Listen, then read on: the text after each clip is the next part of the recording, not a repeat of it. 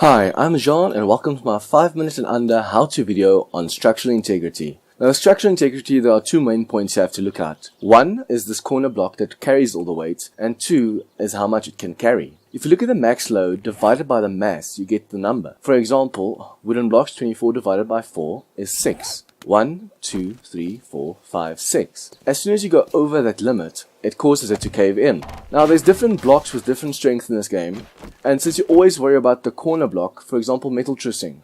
Since it's a metal trussing corner block, it can hold 16. 1, 2, 3, 4, 5, 6, 7, 8, 9, 10, 12, 13, 14, 15. With structural integrity, there's something else to consider as well. There's a span distance. So for example, this can hold 16 since it's 320 divided by 20.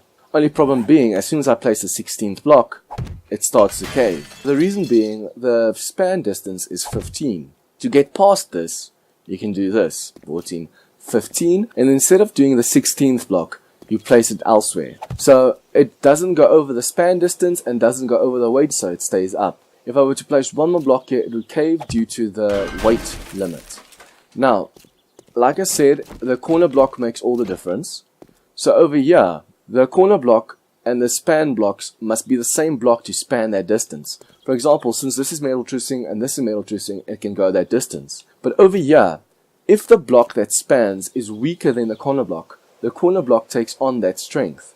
For example, since a wooden block would only be able to hold 6, this one holds 1, 2, 3, 4, 5, 6. As soon as I place one more block here, it'll cave. Since this one is the corner block, it takes on the properties of the wood block and causes it to cave in.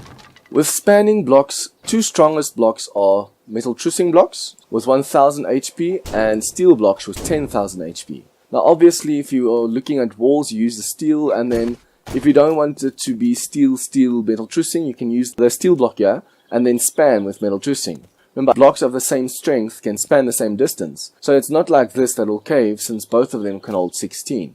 With reinforced concrete blocks, it's 110 divided by 15, so it's 7 blocks that it can span. Now, for this to go even further, you'll have to make this block steel.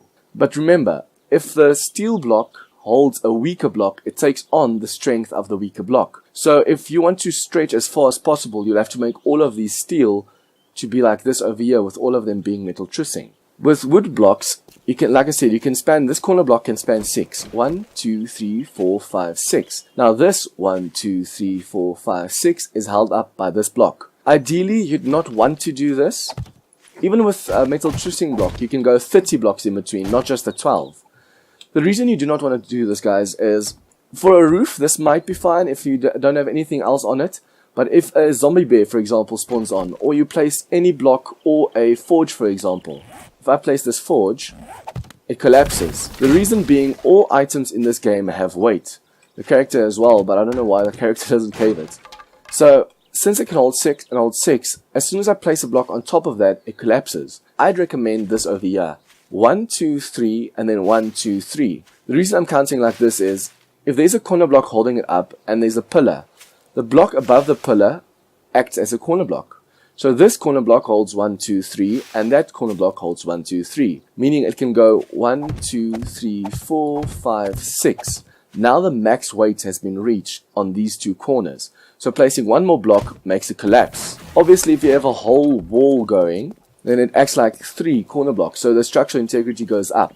Always remember when you're building, if you're using this as a second floor or a third floor, never make it hold the max load. So if this can only hold 6 and you're using it as a floor, make it hold 3 or 4, just to be safe that you can place stuff on top as well. So yeah, I don't know why some people need an hour-long video on this.